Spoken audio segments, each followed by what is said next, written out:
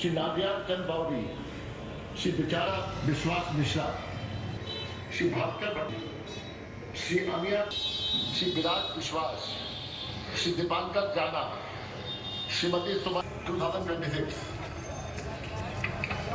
Cabinet minister designate Shri Manoj Kumar Oraon, Shri Arjun Singh. देखो আমাদের যে বিধায়ক আছে আপনারা সবাই জানেন উনি অনেক গ্রাসরুটের নেতা। উনি এরকম কোনো কারো অসুবিধা হবে না, উনি সবসময় মানুষকে নিয়ে চলেন। আর যার কোনো কাজ থাকবে তো প্রথম আমাদের প্রায়োরিটি থাকবে সবসময় মহিলাদের সম্মান, মহিলাদের এম্পাওয়ারমেন্ট, মহিলাদের সুরক্ষা।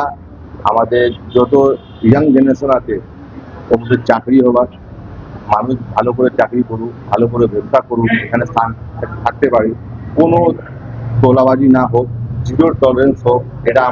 এটাই আমাদের নীতি আছে। আর এটাই আমাদেরকে নেতা আমাদের শুভেন্দু অধিকারী বলেছেন পশ্চিমবঙ্গে একদম জিরো টলারেন্স থাকবে, ওইটাই আমরা ফলো করি। মহাপাড়া নানান সময় তোলাবাজি হিংসারাজির অভিযোগ ওঠে, বন্ধ করার সম্ভব? দেখুন তোলাবাজির জন্যই তো আজকে তৃণমূল সরকার চলে গেছে। আমরা পুরো 100% শিওর আছি আগামী দিন এটা আমরা অনেক কম করতে পারবো।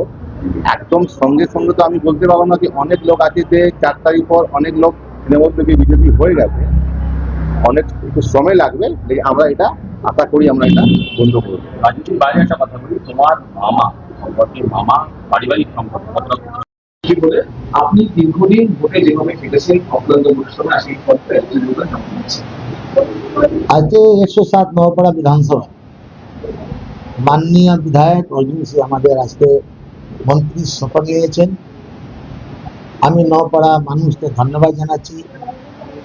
আজকে নওপাড়া আমার জানা নেই যে নওপাড়া বিধানসভা কোনো বিধায়ক মন্ত্রী হয়েছে। প্রথমবার আমার মনে হচ্ছে নওপাড়া বিধানসভা কেউ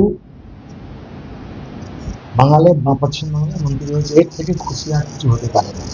সাধারণ মানুষের একটা ফল আশীর্বাদ ছিল, সেই জায়গা থেকে দাঁড়িয়ে বিধায়ক আপনি বিধায়ক ছিলেন, মানুষের নিশ্চয় মানুষের আশীর্বাদ ছিল, তাহলেই পশ্চিমবাংলা সরকার চেঞ্জ হয়েছে।